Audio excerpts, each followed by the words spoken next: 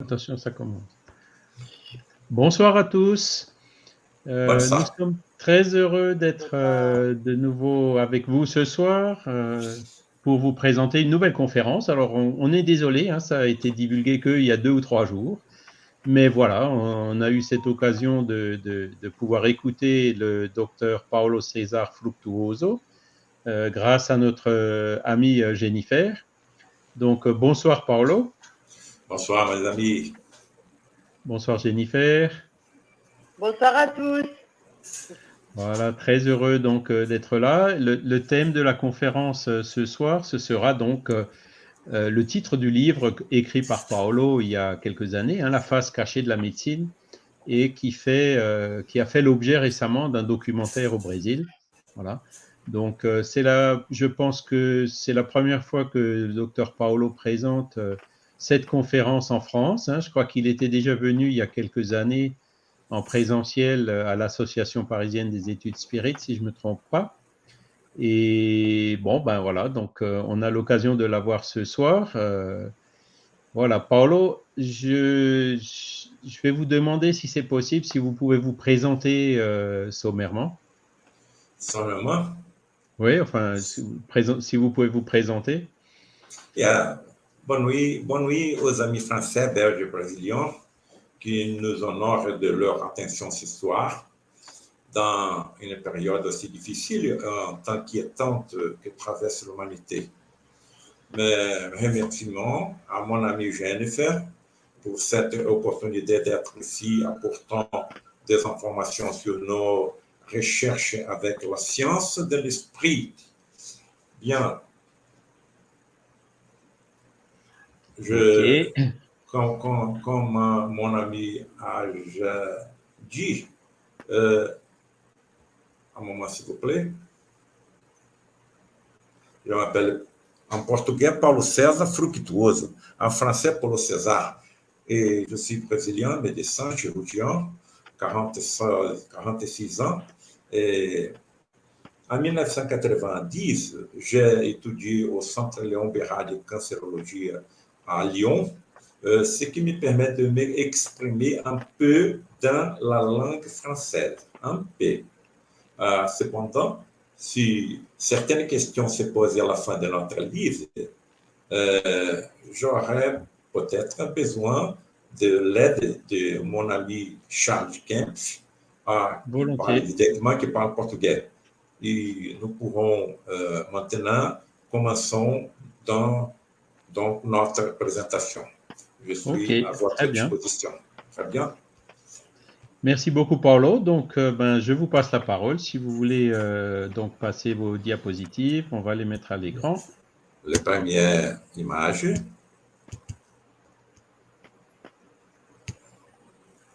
Bien. Voilà. La face cachée de la médecine. Bien.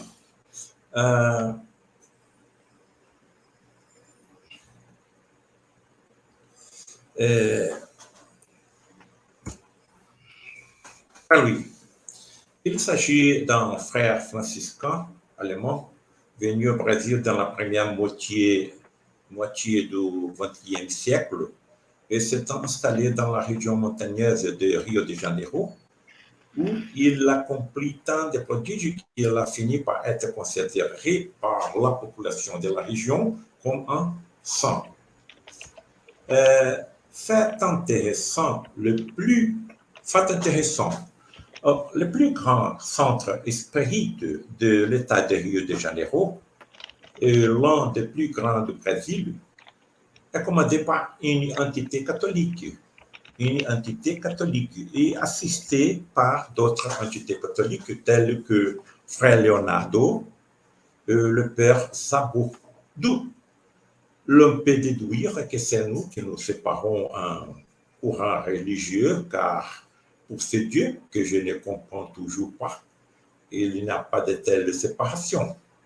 Nous sommes un seul troupeau conduit par un seul berger, Jésus-Christ, le gouverneur planétaire de la Terre, un Christ planétaire. Bien. Ici, nous voyons la maison du frère Louis. situé dans une superficie de 120 000 mètres carrés et qui recevoir chaque réunion publique plus de 5 000 personnes. Il y a une vaste activité sociale, école avec plus de 500 enfants, asile pour personnes âgées, soins médicaux pour la pauvreté de la région avec des professionnels travaillant gratuitement, fourniture gratuite de médicaments et bien plus encore. Une intense activité d'aide spirituelle s'y développe également ici. Atomes. Le physicien nous enseigne que les atomes sont en fait d'immenses espaces vides. Bien, si nous agrandissions le noyau d'un atome à la taille d'un pois, et si nous plaçons ce pois au centre de la pelouse du stade de football Maracanã, le premier électron tournerait à l'extérieur du stade. Bien, si nos corps sont formés d'espaces vides, où sont nos sentiments? Le désir, la tendresse, l'amour, où sont la pensée et la conscience? Dans les neurones, dans les sections biochimiques, mais leurs structures sont aussi des espaces vides.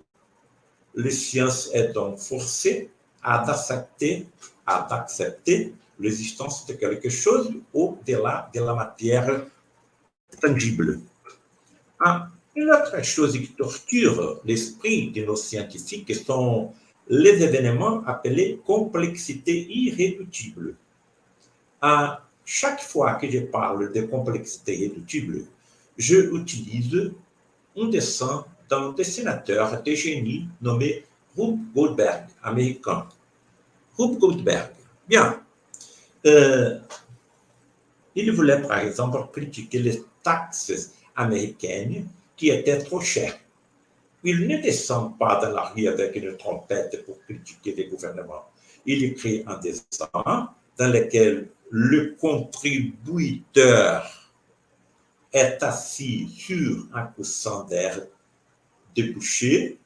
Ensuite, un jet d'air est dirigé vers une boule de guerre, et qui est poussée vers une voile. Évidemment, de toute évidence, la balle explose et effraie un chien attaché à une balançoire sur laquelle se trouve une boule de bowling qui bascule sur un autre balançoire, qui bascule sur une autre balançoire, qui jette les taxes américaines en l'air. Les taxes entrent en collision avec une douche où, au fond, s'y trouve un arrosoir qui se penche et verse son eau sur une plante. La plante poussée est, dans l'une de ses feuilles, est armée uniquement mécanique qui vole le portefeuille du contribuant. Nous pourrons dire qu'il y a 9 étapes qui finissent pour la vol de le portefeuille des contribuants. Pourquoi cette conception est-elle d'une complexité irréductible? Pourquoi ne pouvons-nous toucher ou réduire aucune partie de cette complexité? Si cela se produit, l'objectif ne sera pas atteint. Le portefeuille ne sera pas atteint par la main mécanique. C'est en complexité irréductible. Cependant, tout ce qui passe dans la nature sont des exemples de complexité irréductible. Aussi, les caillots de sang, la vue, la digestion, l'anticorps, etc. La différence est que dans la conception de Rube Goldberg, il est composé de 9 étapes, tandis que tout ce qui se passe dans la nature est composé de millions et de milliards d'étapes qui ne peuvent pas être modifiées dans un atome ou une particule subatomique, car si cela se produit, l'objectif ne sera pas être atteinte. Bien, il y a encore une question inévitable. S'il existe un plan de vie intelligent, pourquoi tombons-nous malades? Chaque fois que nous présentons ces faits en public savant, cette question se pose inévitablement. S'il existe un plan de vie intelligent, pourquoi tombons-nous malades? Nous arrivons alors à un croisée de chemins formés par la religion et la science. La religion nous guide sur la façon dont nous devons nous comporter. Ne volez pas, ne tuez pas, ne portez pas de faux témoignages, etc. D'une manière ou d'une autre, ils nous convainquent que nous vivrons après la mort. Rien de plus. Quel genre de corps aurons-nous? Aurons-nous besoin de nourriture? Où vivrons-nous? Qui nous soutiendra? Pourra-t-on étudier ou travailler? Les enfants qui meurent continuent de grandir. Le Seigneur rajeunit cette île. Les aveugles peuvent-ils revoir?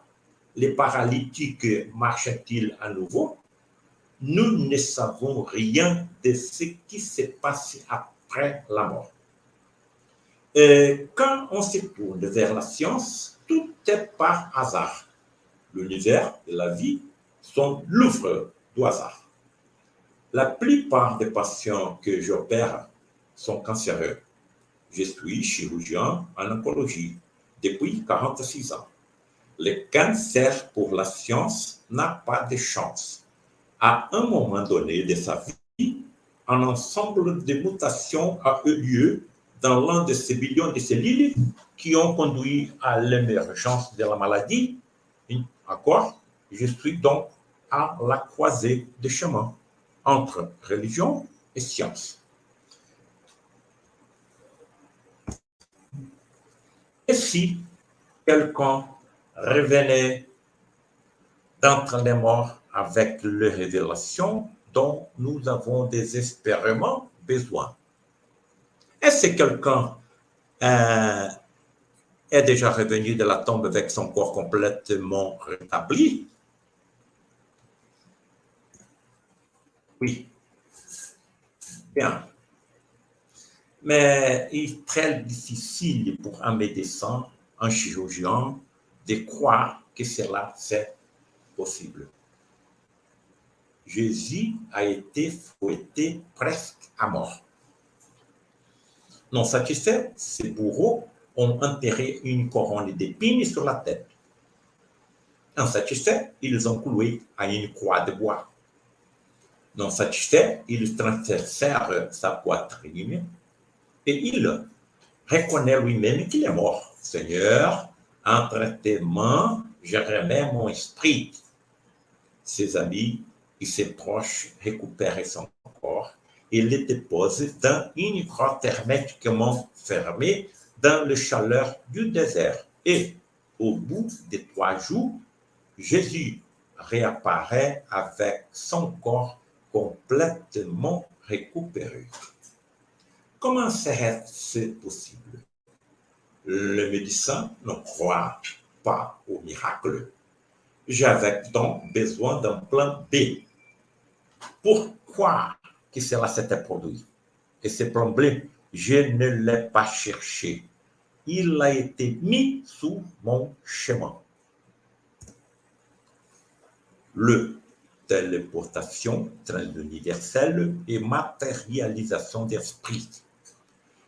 Je crois qu'à ma mort, mon esprit entrera dans un univers parallèle à celui que j'habite, dans des conditions très particulières, très rares, et avec la manipulation d'énormes quantités d'énergie, je pourrais revenir de là et devenir visible pendant quelques instants pour ceux qui sont encore là. Ici, nous sommes grand nombre de la science.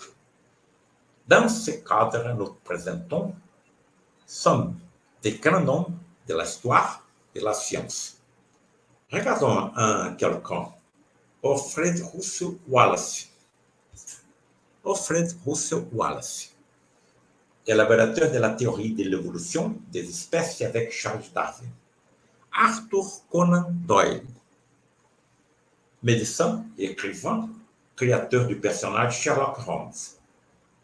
Camille Flammarion, le plus grand astronome de France, à ce jour adoré par les Français. César Lombroso, père de la médecine légale. Et bien d'autres grands noms pourraient être mentionnés ici. Maintenant, sélectionnons 3 de ces grands bienfaiteurs de l'humanité. Alex Carrel, Charlie Shea et William Crookes. Alex Carrel, prix Nobel de médecine de 1912 pour la découverte des substances anticoagulantes. Grâce à ces scientifiques, des milliards de vies sont actuellement sauvées, car cette découverte a permis d'effectuer des transfusions sanguines, des greffes d'organes et bien plus encore. Charlie Shea, prix Nobel de médecine et physiologie de 1913 pour la découverte de la réponse anaphylactique humaine. Grâce au travail de ces scientifiques, des milliards de vies sont actuellement sauvées. William Crookes, l'un des plus grands physiciens de l'histoire, découvreur des rayons cathodiques, de l'état rayonn de la matière, de l'élément thallium et bien plus encore. Mes amis, quel est le dénominateur commun entre ces grands noms de la science? Tous ont recherché, étudié des individus, hommes et femmes, étudier des individus, hommes ou femmes, extrêmement rares dans toute l'histoire de l'humanité, appelés médiums d'effets physiques ou à effet physique. Les êtres humains qui tombent dans un état de sommeil profond, une sorte de trance médiumnique, s'évanouissent et lorsqu'ils sont dans cet état, ils expulsent par les orifices naturels de leur corps, principalement la bouche, le nez et des oreilles, un fluide étrange de très haute énergie présent dans chaque être vivant, encore inconnu par la science de la Terre, qui a été appelé par Charlie Shea ectoplasme. Avec cette énergie et dans des conditions très particulières, les esprits qui habitent un univers parallèle au nôtre peuvent se téléporter à partir de là et se matérialiser pendant quelques instants au milieu de nous. Voici une photographie prise montrant l'un de ces médiums en sommeil profond, crachant de l'ectoplasme par la bouche, qui ressemble ici à une sorte de mousse de barbe. L'ectoplasme peut également être extériorisé par n'importe quel orifice naturel du corps, tel que le nez, les oreilles, etc. La cabine fonctionne comme un condensateur de l'énergie qui sort du médium. L'une des conditions requises pour que de tels phénomènes produisent est l'absence de lumière, car les photons de la lumière artificielle et naturelle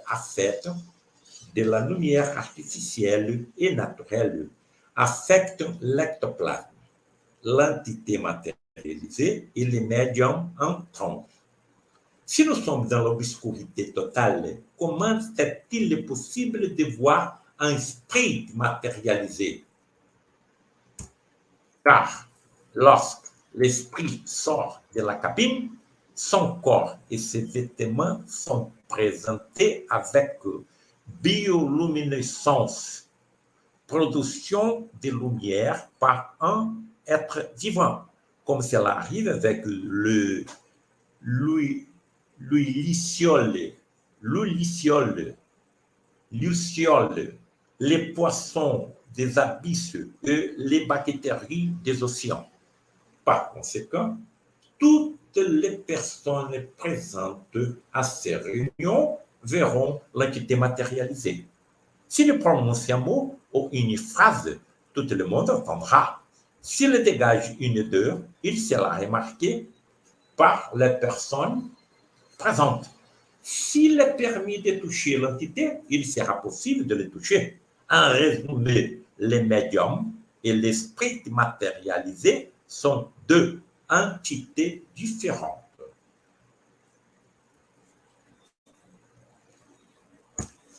Nous présentons ici la médium anglaise des effets physiques, Ellen Duncan. Effets physiques, Ellen Duncan.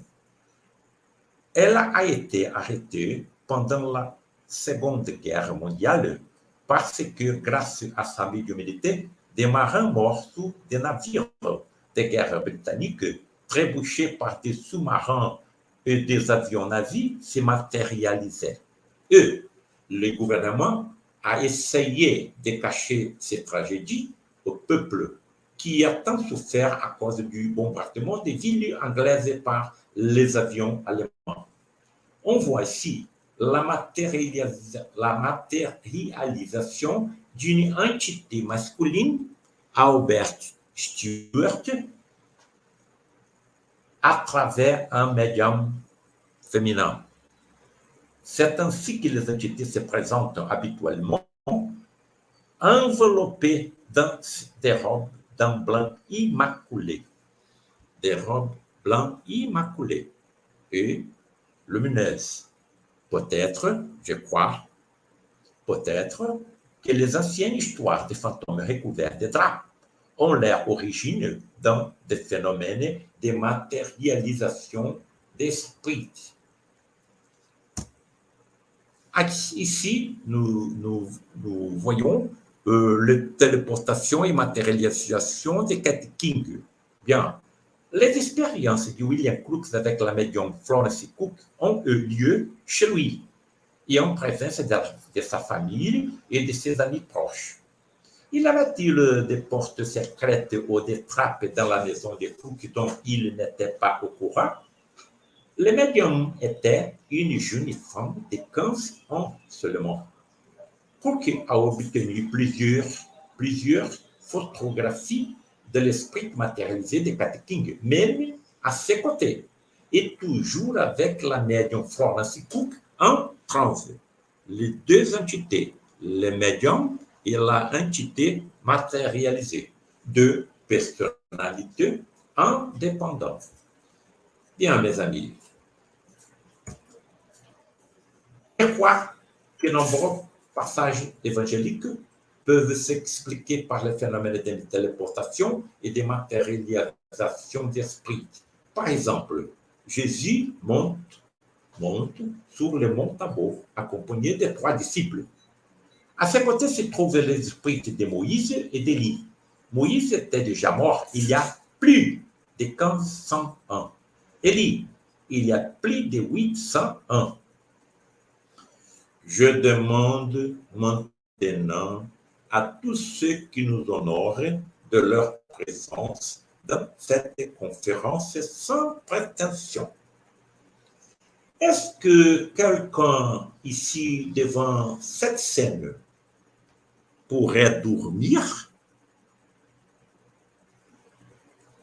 Celui qui a réussi à rester éveillé, n'essaierait-il pas de réveiller ses amis face à cette scène? Ou essayer et toucher? Le passage de l'Évangile informe que les 3 sont devenus somnolents. Et à la fin des 3, les 3 ont vu les figures de Moïse et d'Élie à côté de Jésus. Ai-je exagéré en envisageant l'hypothèse de Jésus était accompagnée de 2 ou 3 médiums d'effets physiques en transe et que par leur ectoplasme, les esprits de Moïse et d'Élie se seraient matérialisés aux côtés de Jésus. Des anges aux robes resplendissantes à la porte du tombeau de Jésus. Nous avons dit qu'il est possible de voir des esprits matérialisés dans la pénombre ou l'obscurité totale dans la salle de matérialisation en raison de la luminescence de leur corps et de leurs vêtements. Dans ce passage de l'Évangile, 4 femmes sont mentionnées qui sont allées au tombeau du Maître. 4 femmes. Tous ont vu la même scène et pas seulement un médium physique ou qui voit des esprits. Tous les 4 voient les mêmes choses. Serais-je exagéré d'émettre l'hypothèse qui capte la porte du tombeau de Jésus, ils ont vu des esprits matérialisés? D'où sera venue l'énergie pour ces matérialisations? D'un médium d'effet physique à proximité ou de la désintégration atomique du corps de Jésus? Seul le linceul a été retrouvé. Son corps n'était plus là. Bien, pourquoi les matérialisations d'esprit sont-elles si rares? L'énergie ectoplasmique utilisée étant mince et sensible à penser. Je ne peux aller à un de ces rencontres à penser le problème chez moi. Les médiums à effet physique sont très rares. Il est très difficile de développer pleinement un médium à effet physique. Il est très difficile d'organiser une assemblée absolument consciente et prête à accompagner le médium dans ses travaux. Alors, quelle est l'énergie mise en jeu dans la téléportation et matérialisation d'un esprit de 85 kg de masse corporelle? Combien d'énergie il y a dans 7 octillions d'atomes présents dans un corps avec 85 kg de masse corporelle? Qui dit ce est la science. 60 grammes de matière elle-même, 5 bombes atomiques qui a été lancée sur la ville de Hiroshima. Alors, la quantité d'énergie pour la matérialisation d'un esprit de 85 kg est la même pour construire 141 000 bombes atomiques. C'est pourquoi nos scientifiques ne croient pas qu'il soit possible de tels phénomènes se produisent. Des raisons principales sont prises en compte par les mentors qui commandent ce phénomène, leur permettent de se produire. D'abord et surtout, prise en charge des patients gravement malades, car les entités qui se téléportent le plus souvent et se matérialisent dans ces rencontres sont des esprits médicaux désincarnés qui pratiquent une médecine bien plus avancée et que nous ne les connaissons, utilisant même des équipements techniques qui se matérialisent avec eux. Deuxième raison, moins importante, flèche, signe de ce que sera la médiumnité médecine, de qui sera la médiumnité médecine du futur, titre dans de mes livres, où je défends la thèse que les médecins du futur seront des puissants médiums, ostensibles, avec des sens bien plus évolués que ceux qui nous nous avons aujourd'hui. Nous allons maintenant inviter nos amis français qui nous accompagnent dans notre exposé aux 4 réflexions brillantes. Première, et si un médecin était présent à l'une de ces réunions? Deuxième, et si un médecin déjà décédé, mais vivant dans un autre plan d'existence, se matérialisait dans cette rencontre? Troisième réflexion, et si des dialogues entre ces deux médecins étaient possibles? Et quatrième réflexion, et si de tels dialogues se poursuivaient pendant 40 ans? Eh bien, c'est exactement ce qui m'est arrivé. Je ne peux plus revenir en arrière. Et je n'étais pas seul. D'autres collègues médecins m'accompagnaient. Et tous, on était témoins de ce qui s'est passé. La quantité de témoignages et d'informations que j'ai accumulées pendant 40 ans a été telle que j'ai perçu qu'il était important de tout mettre dans des livres. Et c'est pourquoi je suis ici avec vous aujourd'hui. Je crois que si je n'avais rien publié, nous ne serions pas ici en ce moment.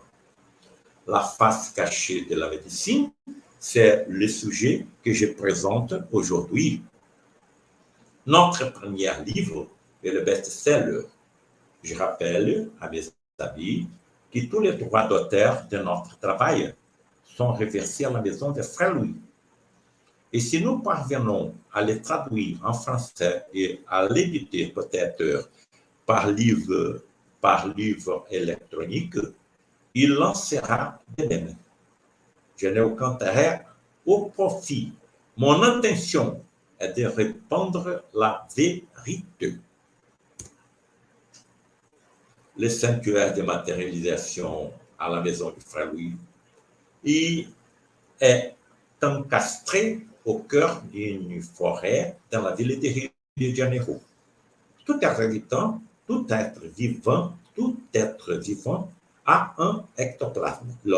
Pendant des sciences de matérialisation, le médium voit des esprits techniques extraire l'ectoplasme des fleurs, des feuilles, des troncs et des racines des arbres et transporter cette énergie au sanctuaire pour être utilisée dans la téléportation et la matérialisation d'esprit et le traitement des malades amenés à ces réunions.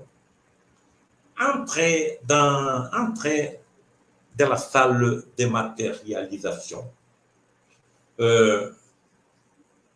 Lors de l'entrée de l'assemblée qui aide les médiums et les malades, l'environnement est éclairé par une faible lumière rouge, qui est celle qui affecte le moins l'ectoplasme. Une fois tout le monde logé, la salle est plongée dans le noir total et nous attendons les matérialisations. Ici, la cabine où est le médium en transe médiumnique. Ici, Frédéric von Stein. On ne voit pas un chirurgien ici, déguisé comme moi, prêt pour commencer une opération. Nous assistons à un esprit docteur téléporté et matérialisé. Tant il est matérialisé que son image a impressionné une plaque photographique. Son nom, Frédéric von Stein. Son nom, Frédéric von Stein, chirurgien de l'armée nazie qui s'est approché de la maison du frère Louis parce que dans notre école, aujourd'hui avec plus de 500 enfants, il avait des juifs réincarnés. La haine persistait. Mais il tombait dans le filet d'amour du frère Louis, qui était aussi allemand. lorsqu'il s'est rendu compte des erreurs qu'il avait commises et continuait de commettre, il est resté 10 ans sans s'y manifester. À son retour, les médiums à effet physique Gilbert Arruda étaient déjà au large du frère Louis. Et grâce à sa médiumnité, des effets physiques manipulés par les Frédéric von Stein, les plus grands prodiges médiumniques que j'ai étudiés pendant 44 ans s'est passé. Les matérialisations de Frédéric von Stein et d'autres entités ont eu lieu à la maison de frère Louis jusqu'au 19 juin 2015, date à laquelle le médium Gilberto Arruda s'est désincarné. Bien. En quoi consiste ce livre intitulé La face cachée de la médecine? Dialogue entre des médecins, l'un encore incarné et l'autre téléporté et matérialisé par l'énergie ectoplasmique du médium Gilberto Arruda. Nous allons maintenant présenter quelques questions qui n'importe quel médecin sur Terre se poserait s'il pouvait parler à un collègue qui est déjà décédé et qui reste en vie dans un univers parallèle au nôtre. Première question. Frédéric, pourquoi les patients subissant des chirurgies physiques ne ressentent-ils pas de douleur pendant la procédure? Il faut comprendre comme des chirurgies physiques, celles qui dépassent les limites physiques du corps humain, atteignant l'enveloppe de l'esprit, appelée périsprit. D'où naissent de nombreuses maladies dont le médecin sur Terre ne savent que traiter les effets. Nous ne connaissons pas les causes qui ne sont pas dans le corps charnel. Ici est montrée une de ces soi-disant chirurgies hyperphysiques. Il est clairement possible de voir Frédéric von Stein effectuant l'une de ces opérations incarnées dans le médium Gilberto Arruda et non matérialisé. Attention, et non matérialisé. Il est incarné dans le médium Gilberto Arruda. Sans l'utilisation d'aucun outil chirurgical, lorsque l'esprit s'incarne dans le médium, il prend possession de tout son véhicule charnel.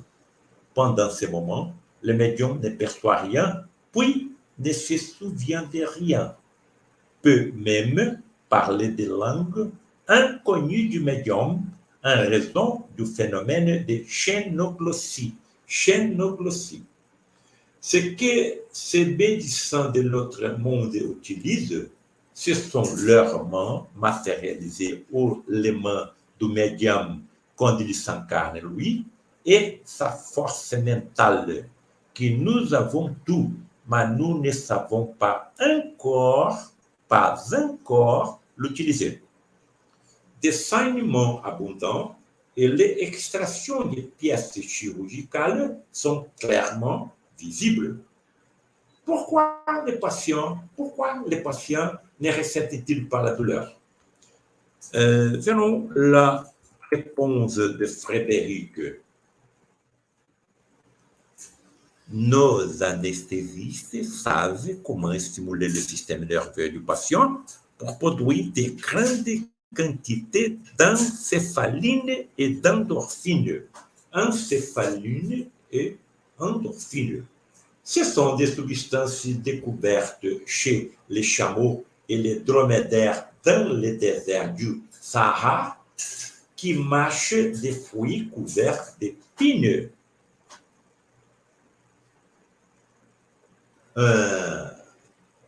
Ne ressentent aucune douleur.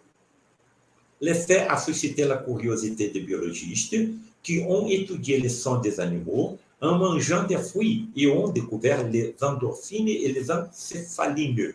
produites par les neurones sont des substances au pouvoir anesthésiant jusqu'à 200 fois supérieur à n'importe quelle morphine que l'on peut acheter sur les marchés. Avec un avantage, il n'entraîne pas de dépendance chimique. Et si nos anesthésistes savaient faire ça? Deuxième question. Pourquoi est-ce que je vous vois fréquemment, Frédéric, et d'autres entités médicales travailler dans des régions du corps éloignées de la zone malade? Je sais que le patient a un cancer des poumons. Frédéric agit sur la tête du patient. Un autre a une tumeur au cerveau. Frédéric travaille sur l'abdomen. Pourquoi ne travaille-t-il pas dans la région malade? Verrons la réponse de Frédéric. La inquiétude du patient concernant la région ou l'organe qu'il sait être malade nous empêche d'agir. Nous avons alors détourné son attention vers une autre zone. Mais en réalité, nous avons fait un tunnel d'ectoplasme vers la zone vraiment malade et là, nous avons effectué la procédure nécessaire. Mes amis, sans commentaire. Troisième question. Frédéric, comment corréler l'existence de Dieu avec les maladies de l'enfance? J'ai posé cette question à Frédéric parce que j'ai rencontré un patient avec une tumeur maligne au cou de la taille de sa tête. Âge du patient, 6 mois. 6 mois d'âge.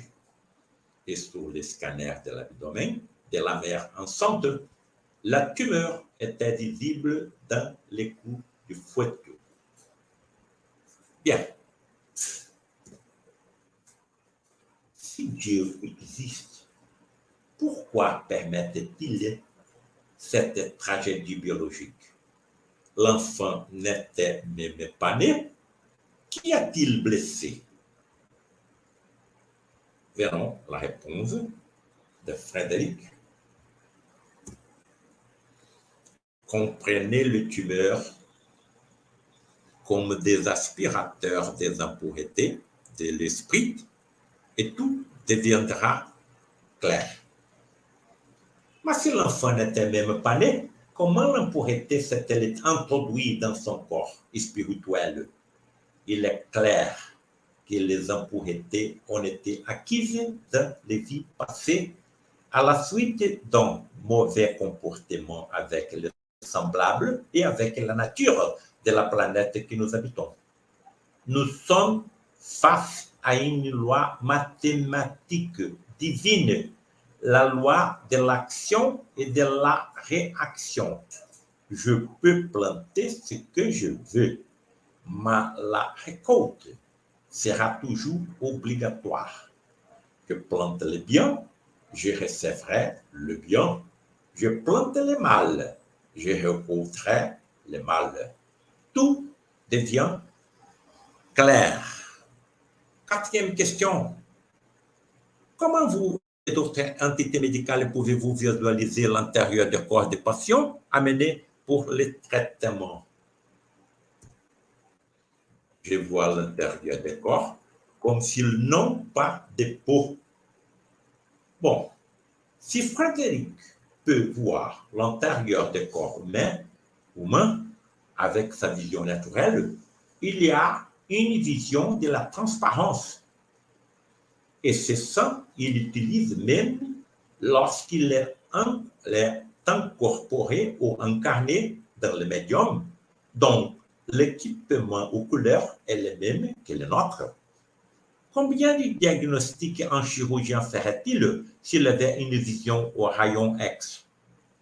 Le moment n'est pas venu, car si le médecin de la Terre vers la vision de la transparence, toute l'entreprise qui fabrique les équipements qui utilisent le médecin fermerait les portes, entraînant une foule de chômeurs. Le moment n'est pas venu. Cinquième question. Et Frédéric, comment distinguez-vous une cellule saine d'une maladie? Je les distingue par leurs vibrations qui sont différentes entre autres. Donc, si Frédéric voit les cellules vibrer et les colorations, il y a une vision microscopique naturelle, plus de la vision par transparence.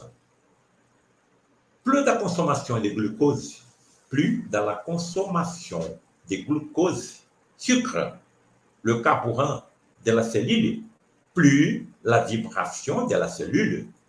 Les cellules cancéreuses consomment plus de glucose que les cellules normales. Par conséquent, ils vibrent plus intensément. La vibration cellulaire est ce qui distingue une cellule normale d'une cellule cancéreuse sur PET scan, c'est-à-dire PET comme tomographie par émission de positrons, électrons chargés positivement. La technologie médicale utilise déjà l'antimatière dans l'examen du corps organique. Je crois que la haute sensibilité de ces équipements permettra dans le futur la détection de l'énergie du corps spirituel, prouvant définitivement l'immortalité de l'âme. Ici, nous voyons un PET scan où chaque point lumineux de cette image est une métastase qu'aucun autre test ne peut détecter. Sixtième question. Jusqu'où va ta vision microscopique, Frédéric? Êtes-vous capable de voir les organites intracellulaires? Oui, je peux. Des amis qui nous honorent de leur présence et de leur attention à notre exposition. Pour que nous puissions voir de l'organite intracellulaire,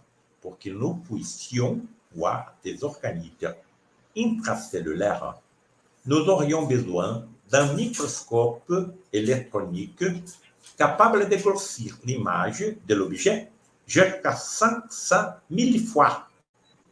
Et Frédéric von Stein a dit qu'il peut voir ces structures avec sa vision naturelle.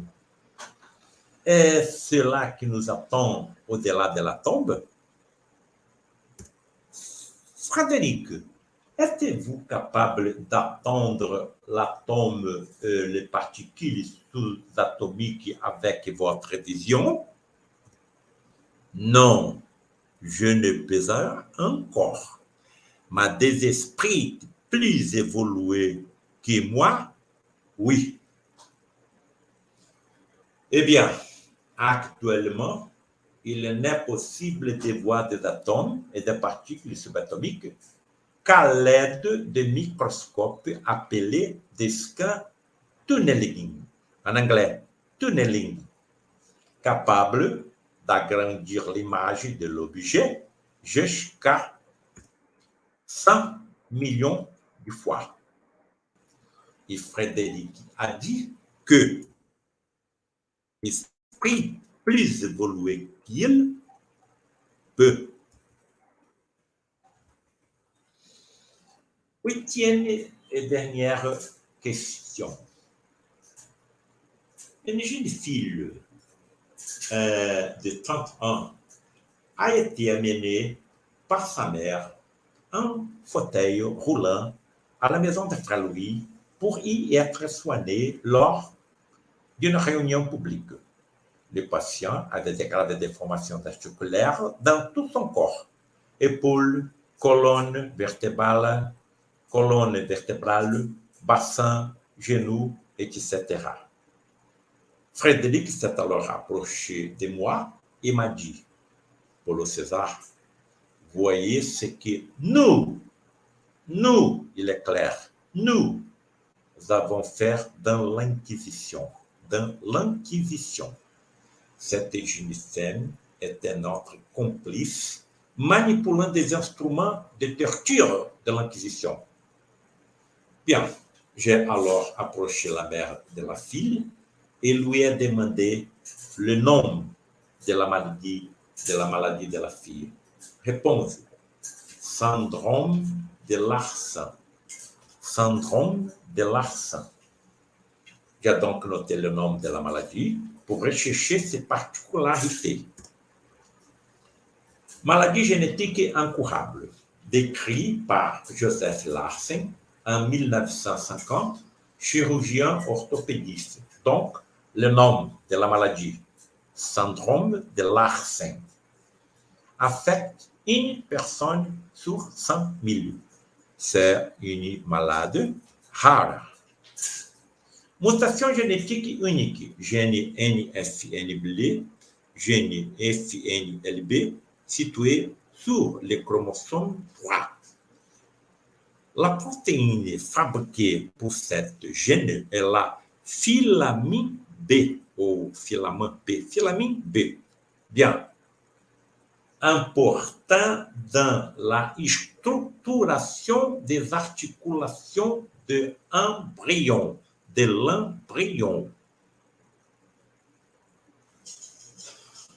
Et structure affectée, évidemment, articulations embryonnaires. Anomalie en résultant, luxation multiple, nanisme, déformation des extrémités, courbure vertébrale anormale, flaccide musculaire, troubles cardiaques et respiratoires, d'entre autres. Ici, c'est possible de voir un de ces patients atteint de la maladie. Encore une fois, il est évident que les blessures surviennent principalement au niveau des articulations.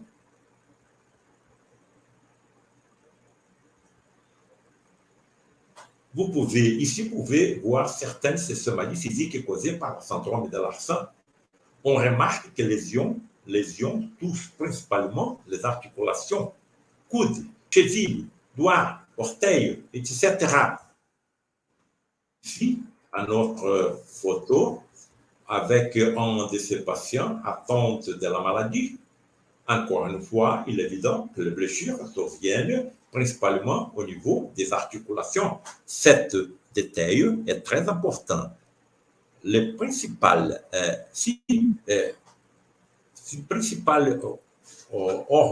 organes affectés sont les articulations du corps. Eh bien, comme je suis devant un public spirituel, je vais aller plus loin et montrer les blessures causées par certains des instruments de torture dans l'Inquisition. Ils ont attaché les poignets de la victime derrière son dos et l'ont suspendu en l'air par les poignets. Imaginez la douleur causée par cette manœuvre. Ils mettent encore les poires sur les chevilles.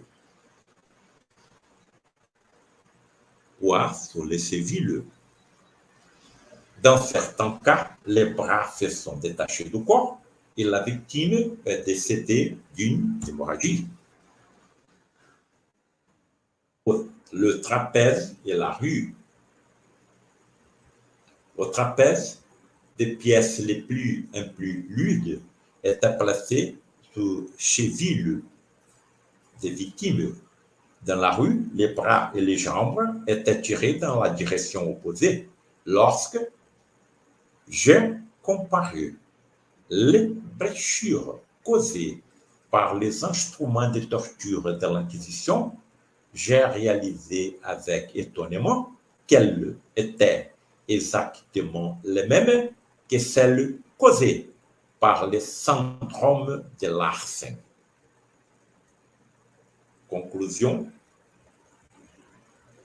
nous sommes soumis à une lois mathématiques exactes d'action et de réaction. C'est bien, écoute bien.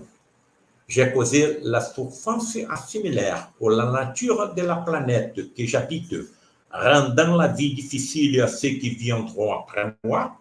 Je favorise des déformations et dépose des impuretés dans mon enveloppe extraphysique appelée par l'espiritisme périspirit et par la science en évolution continue en tant que champ morphogénétique. Cela nécessaire alors de futurs corps charnels qui fonctionnent comme des correcteurs de mules extraphysiques et de éliminateurs de souillures que moi et non Dieu avons planté en moi. Les difformités physiques et les maladies fonctionnent alors comme des outils divins exacts pour la récupération de l'esprit immortel. Où ces anomalies implantées dans l'esprit se manifesteront-elles dans le corps charnel? Dans le ADN. Nous, médecins de la Terre, dans de nombreuses maladies, ne traitons que les effets. Nous ne connaissons pas les causes. Ils sont en dehors du corps physique. Par conséquent, tous les médecins sur Terre qui honorent leur profession, même ceux qui ne croient pas en cette vérité, ne seront jamais seuls. Nous ne savons que manier les cocons, mais la vie est dans les papillons. Conclusion finale, nous sommes tous immortels.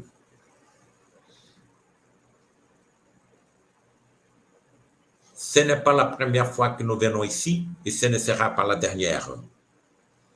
Nous pouvons revenir dans n'importe quelle ethnie, quelle nation, quel régime gouvernemental, quel courant religieux, de n'importe quelle famille, etc. La loi de l'action et de la réaction est une vérité indiscutable. Dans les élucidations scientifiques de ce que nous disent les religions, il y a le salut de l'humanité terrestre. Une science extraordinaire est en train d'émerger. On peut alors revenir en tant que noir, blanc. On peut alors revenir en tant que noir, blanc, jaune ou métis. Nous pouvons revenir en tant que riches, américains, africains, juifs, palestiniens, etc. Nous pouvons revenir en tant qu'islamistes, chrétiens, bouddhistes, etc. Pourquoi alors l'intolérance envers les autres? Voici le salut de l'humanité. Mes amis, merci beaucoup pour l'honorable invitation et pour l'intention de chacun.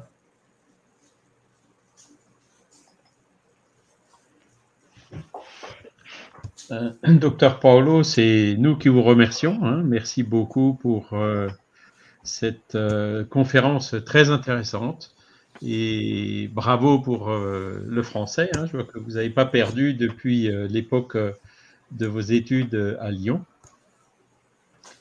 Et donc, on a pas mal de personnes qui assistent en direct, pas mal de commentaires, de félicitations. Je vais en passer quelques-unes à l'écran, je pense que vous pouvez le voir. Par exemple, voilà, un Brésilien qui participe. d'autres personnes qui sont dans la région de Strasbourg, en France. Voilà, vous avez donc plusieurs personnes donc, qui ont apprécié votre conférence. Hein, c'est ce qu'on voit d'après les commentaires. Hein.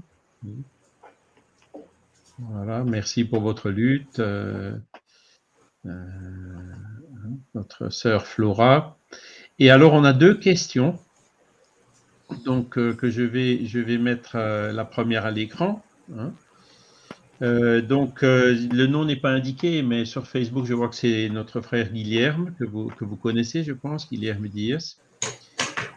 Et il demande, quel conseil avez-vous à donner aux professionnels de la santé du continent européen concernant la nécessité de la recherche sur la spiritualité pour le développement de la médecine du futur? Quais conselhos você tem para dar aos profissionais da saúde do continente europeu a respeito da necessidade da pesquisa sobre a espiritualidade para o desenvolvimento da medicina do futuro? Je vais essayer de parler tout le temps français, mais je crois que je vais avoir besoin de l'aide de mon ami. C'est une question très importante, très complexe, mais je vais essayer de parler je vais parler en portugais et lentement, et vous pouvez traduire en français. Pas de souci. Estou vendo aqui no Brasil Je vois ici au Brésil que muitos médicos, principalmente os jovens, que beaucoup de médecins, en particulier les plus jeunes, estão se voltando para a pesquisa da ciência da espiritualidade. S'orientent vers les recherches concernant la science et la spiritualité. Nós somos atualmente, no planeta Terra, somente 7% de médiums. 7% médiums. Donc, aujourd'hui, sur la Terre, il n'y a que 7%, alors, 7% des médicos ou de médiums. Médiums. Il n'y a que 7% de médiums sur la Terre, dans l'humanité. Mais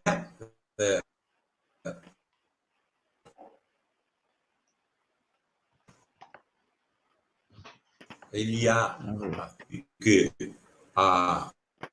cette pourcentage va agrandir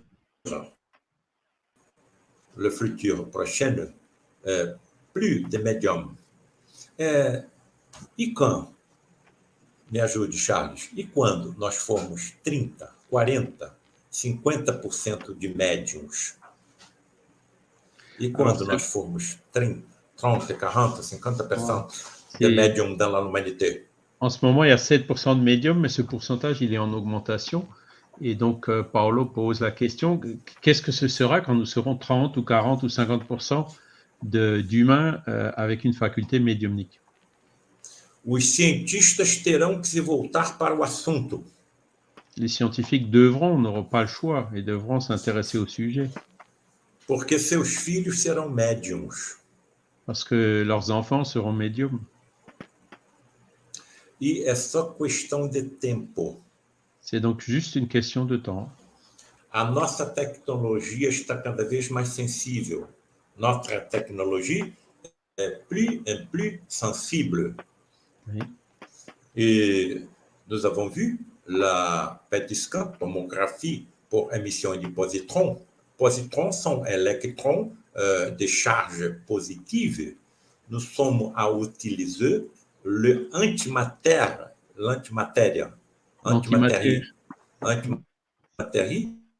no escrutínio, no exame do corpo humano.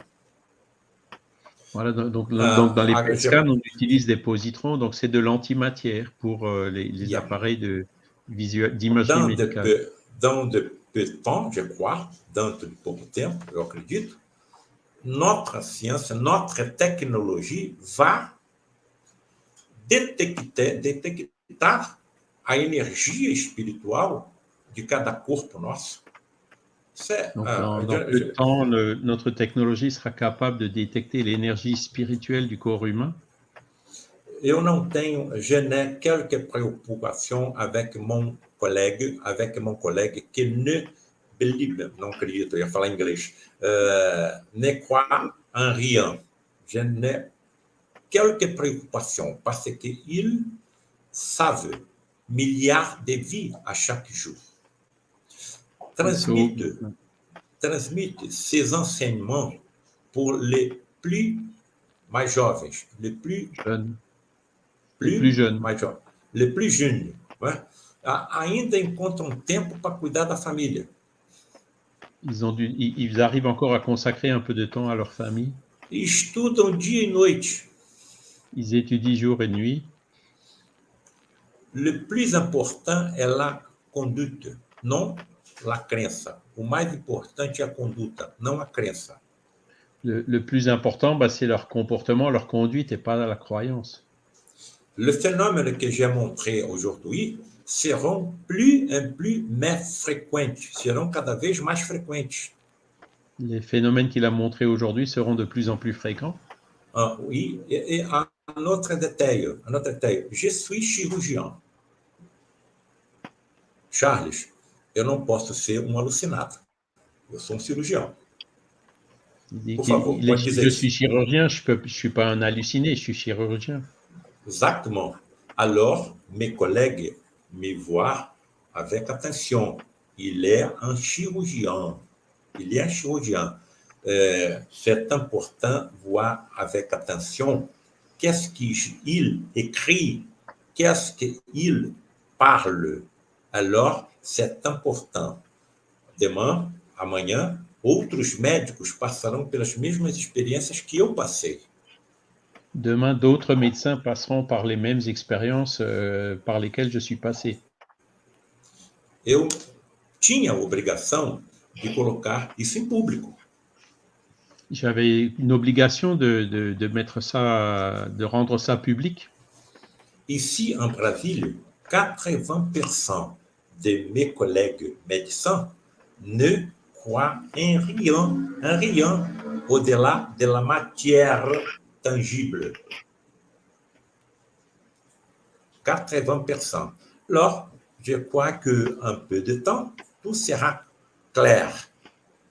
La science et la technologie du siècle, du XXe siècle et du XXI siècle sont plus rapides que toute l'évolution de la science et de la technologie dans l'histoire de l'humanité. Alors, dans le peu de temps, nous venons cette découverte. C'est seulement question de temps. D'accord. Merci pour cette réponse. On a une deuxième question, toujours de Guilherme, qui nous demande: serait-il possible d'effectuer des chirurgies spirituelles avec l'utilisation de l'ectoplasme, comme dans l'exemple de la substitution d'une partie organique sans la connaissance et la croyance du patient? Seria possível efetuar cirurgia? Você entendeu? Já entendi. Oui, mon ami, c'est une question très importante, très importante. Je vais parler en portugais parce que cette réponse est très importante et je ne veux perdre rien. Eu tinha professor de cirurgia. J'avais un professeur de chirurgie qui me ensinou tudo que sabia. Qui m'a enseigné tout ce qu'il savait.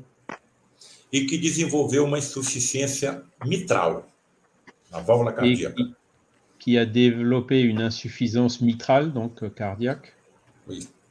Não acreditava em nada. Il ne croyait en rien. E foi levado a uma das nossas reuniões de matérialisações de espíritos. Et on l'a emmené dans une de nos réunions de matérialisation d'esprit. Colocado no leito.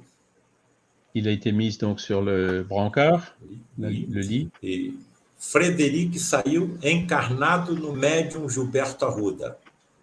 Et Frédéric, donc, il s'est incorporé dans le corps du médium Frédéric Arruda, Marcelo Arruda.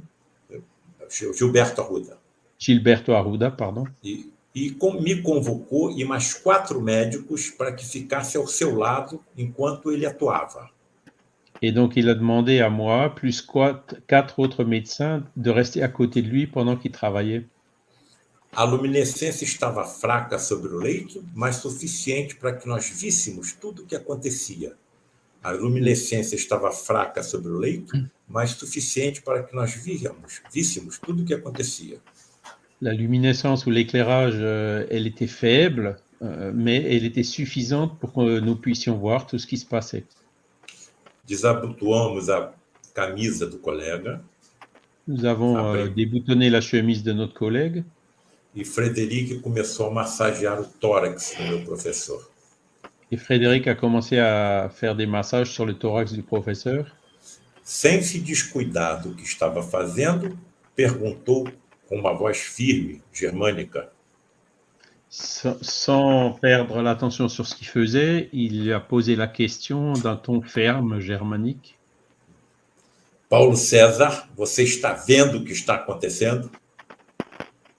Paulo César, est-ce que tu vois ce qui se passe? Sim, oui. Oui. E então ele disse: relate em voz alta aos seus colegas o que você está vendo.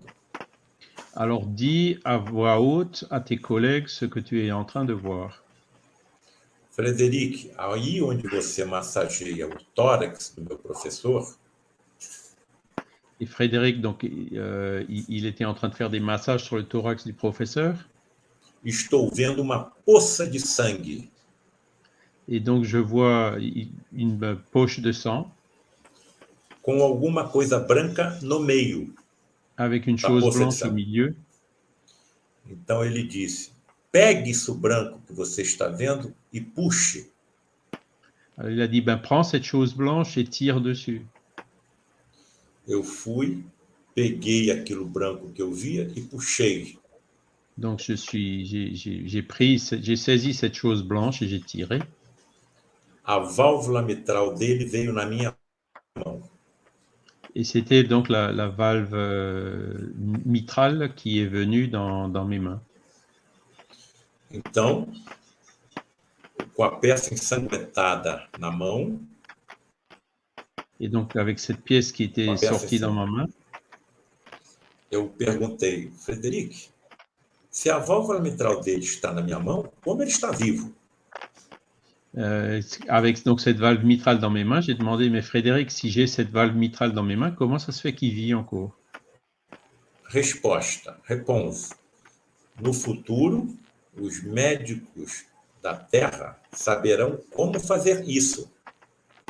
Dans le futur, les médecins de la Terre sauront comment réaliser cela. Nós desmaterializamos atomicamente a válvula. Nous avons dématérialisé atomiquement la valve. E à medida que ela ia sendo desintegrada molecularmente, atomicamente, Et à mesure qu'elle était désintégrée moléculairement ou atomiquement,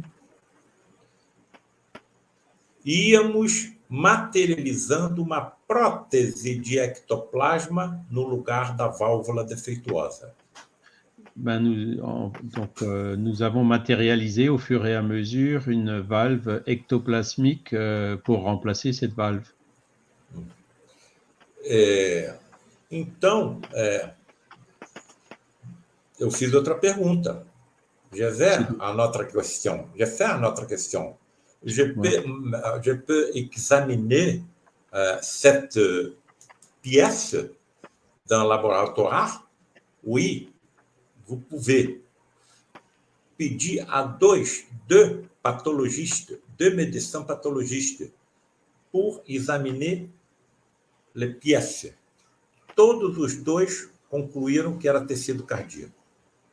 Tous les 2 donc, laboratoires ont conclu qu'il s'agissait bien de tissu cardiaque. Daquele dia em diante, toda a sintomatologia que o meu professor sentia desapareceu. Et à partir de ce jour-là, tous les symptômes que mon professeur sentait avaient disparu. Continuou encarnado durante 7 anos. Et il est resté incarné encore pendant 7 ans. sofreu então infarto fulminante, C'est alors qu'il a eu un infarctus fulminant, desencarnou, qu'il s'est désincarné, sem nunca ter acreditado que tinha sido submetido a uma cirurgia hiperfísica. en persistant dans sa non-croyance qu'il avait été opéré par ce biais-là. Agora ele acredita. Maintenant, il y croit.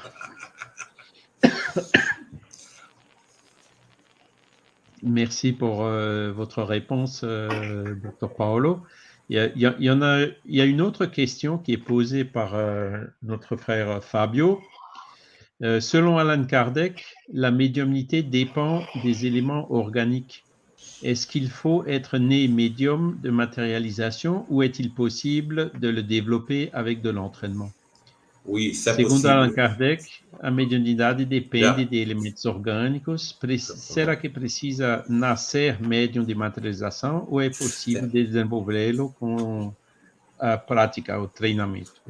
Je crois que les deux choses sont très importantes. Les deux choses sont très importantes. Je crois qu'il y a quelques détails dans les ADN du médium que nous ne connaissons pas. Alors, nous ne connaissons pas, mais il y a quelques détails dans les ADN du médium. Toutes les médiums. Notre généticiste ne savait ne savait ainda onde, avant où é, mais existe. J'ai écrit como se diz, nono livro.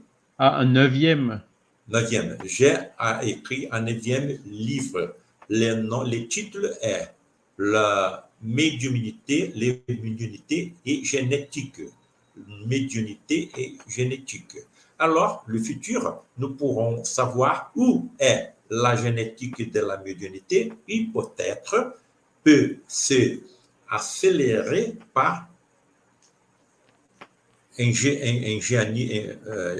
como se diz, engenharia genética, ingénierie génétique. Engenharia genética. Je ne crois que sera possible.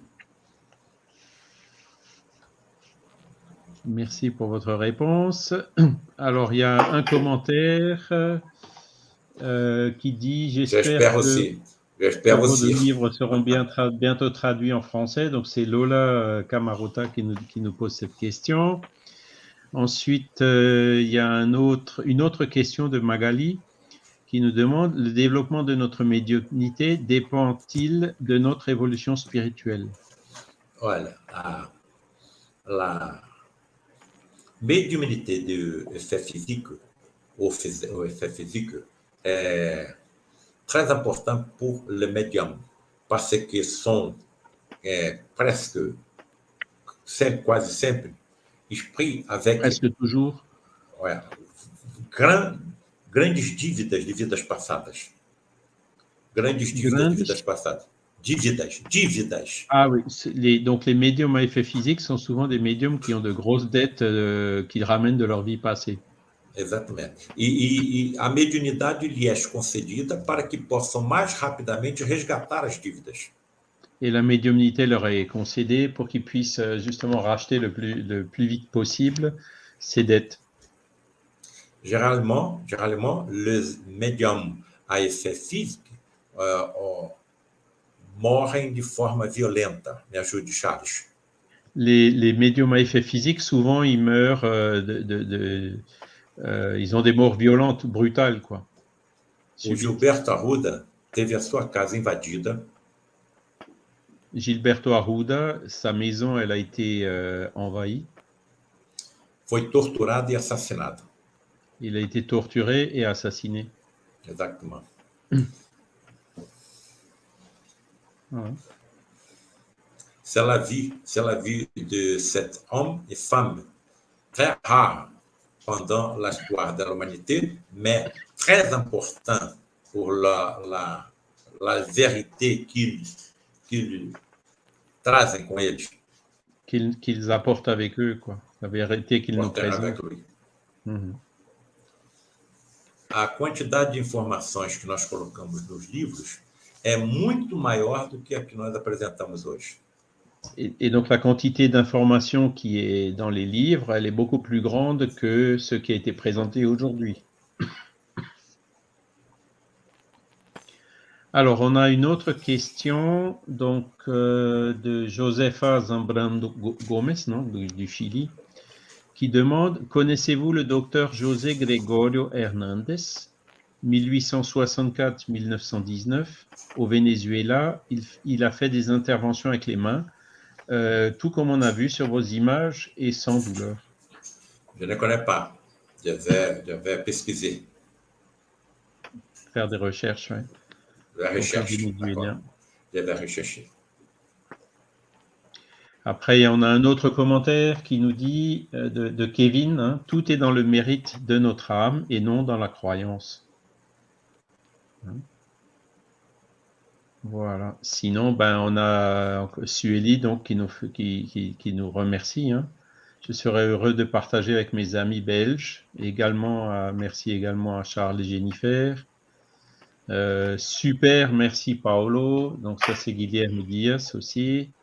Et puis Fabio Furtado, donc notre ami qui habite aussi à Bruxelles en Belgique, qui remercie aussi de votre courage pour ce beau témoignage. Alors, encore une question de notre frère Dominique, hein, qui habite pas loin de chez moi. Donc, docteur Paolo, pourrais-tu alors bientôt dans le futur guérir des membres accidentés et donc éviter une mutilation? Je ne sais pas. Je ne sais qu'est-ce qui s'est passé dans la vie antérieure à cette. Le futur, je crois que les médecins sauront. Tudo isso será estudado nas escolas médicas do futuro. Tout cela sera étudié dans les écoles médicales des universités de médecine du futur. Je vais désincarner. Et au futur, je vais retourner.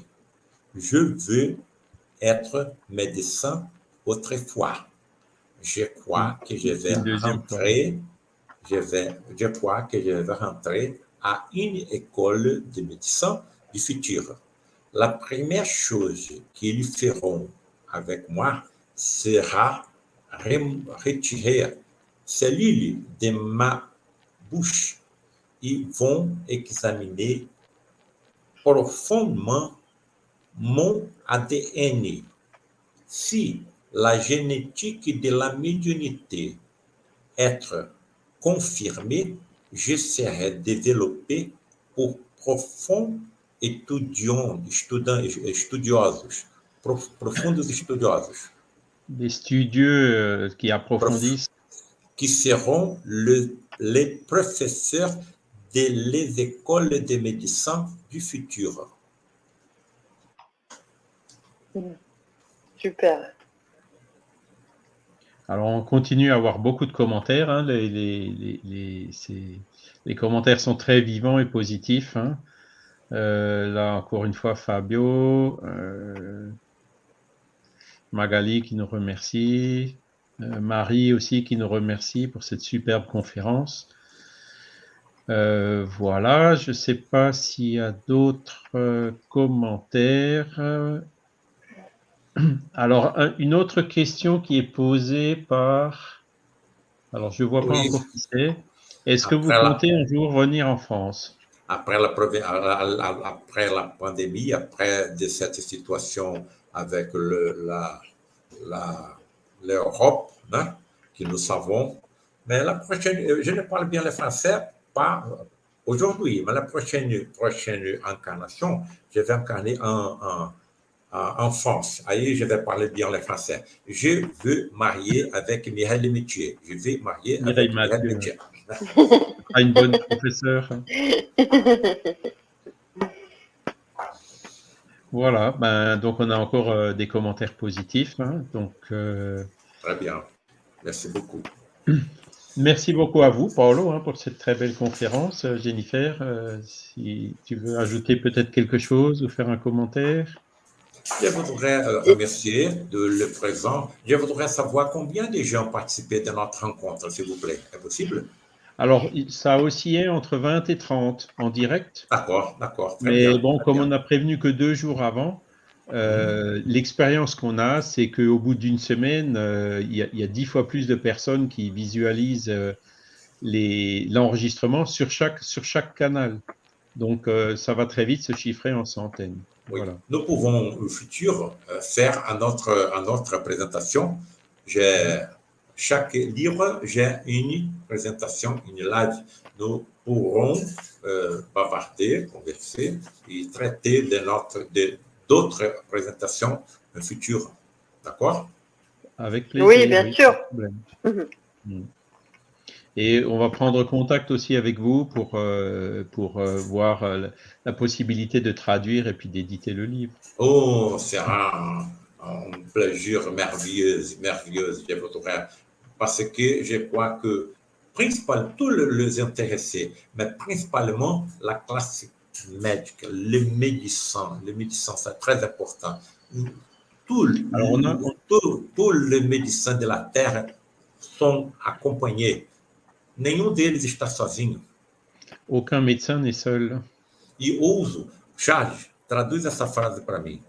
Ouso afirmar, ouso afirmar J'ose affirmer que muitos dos sucessos que temos com os nossos pacientes que la plupart des succès que nous obtenons avec nos patients, não teríamos sem essa ajuda nous ne les aurions pas sans cette aide imponderável impondérable aos nossos pobres cinco sentidos. à nos pauvres 5 sens. E eles são tão humildes Et ils sont si humbles que não nos deixam perceber qu'ils ne laissent même pas nous rendre compte essa ajuda, de cette aide, deixando que a glória dos nossos sucessos como médicos en faisant de sorte que la gloire de nos processus en tant que médecins fiquem somente nos nossos ombros. repose uniquement sur nos épaules.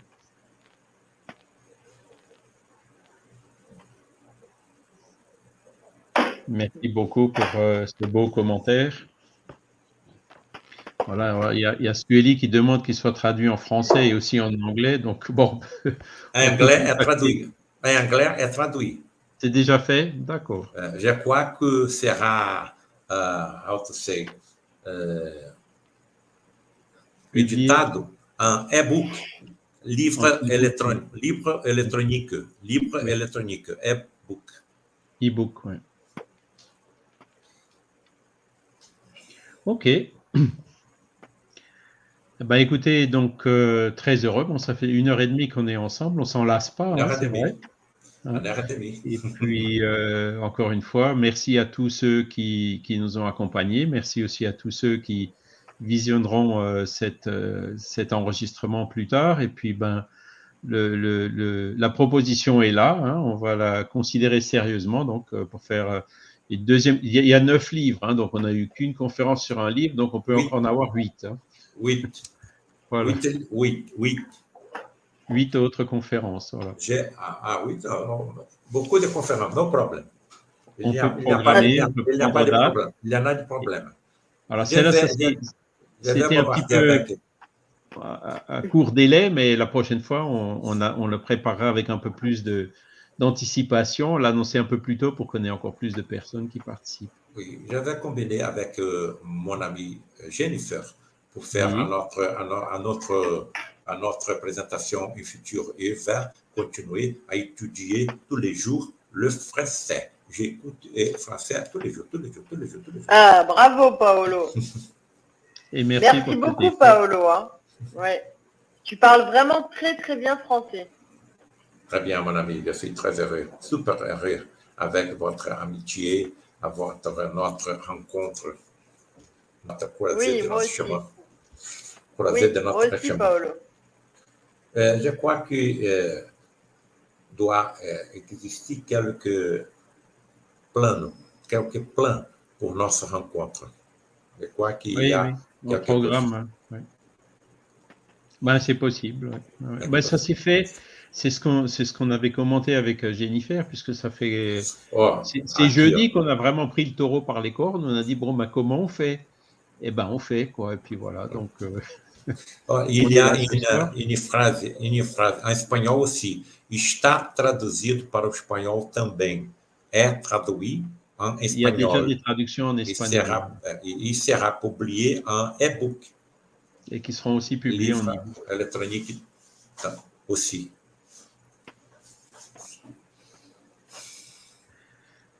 Super. Ok, Bon, on a hâte de la prochaine conférence. Hein. voilà. C'était vraiment très, très intéressant. Je vais combiner On a avec appris mon beaucoup ami. de choses. Je Ouais. vais combiner avec mon ami Jennifer. Ouais, merci Ok. beaucoup, Paolo. Eh ben, merci beaucoup, Paolo. Merci Merci beaucoup beaucoup, à mes amis. tous. Et puis, donc, on vous dit à bientôt. Suivez-nous sur le groupe Facebook comment il s'appelle Divulgation Spirit, hein, spiritisme, ou alors sur le mouvement spirit francophone, hein, lmsf.org. Et on vous tiendra au courant donc des prochaines conférences. Dès qu'on aura date, ben, on lancera donc la divulgation. D'accord. Voilà. Mon ami, a été possible de comprendre bien tout que je parlais pendant notre Oui, présentation? oui, oui, on comprend. Alors, il y a des choses qui étaient peut-être pas tout à fait claires, mais ce que je vous proposerais de faire, c'est si vous pouvez nous envoyer le texte et on va le mettre en sous-titre dans YouTube. C'est assez facile à Ah, faire, d'accord, d'accord. hein. La prochaine Et fois, comme nous ça, allons, les personnes, et ça permettra aussi de traduire dans d'autres langues automatiquement. la prochaine fois, c'est possible bavarder avec vous, Charles, pendant Oui, notre bien sûr, pas présentation. de souci. Et je vais Pas vous de souci. montrer le sous-titre, là, légende, pour Oui. corriger quelques défauts, quelques erreurs. Oui, oui, tout à fait. Ouais. Ouais, Tout à fait. comme on l'a fait pour la conférence, pour les PowerPoint juste avant la conférence. Donc, pas de souci. Là, je suis désolé, c'est allé un peu vite. On ne voulait pas rater le créneau. Mais la prochaine fois, on fera tout ce travail en amont, hein. Voilà. Super. D'accord. Et ce qui est bien Ah aussi, ben c'est que voilà. la conférence a commencé à entre 20 et 30 personnes. Et il y a toujours encore entre 20 et 30 personnes connectées. Donc, voilà, au bout d'une heure et demie, c'est quand même assez remarquable. D'accord. Eh bien, merci à tous. Et C'est puis, à on vous tous. dit à bientôt. À Au revoir. bientôt.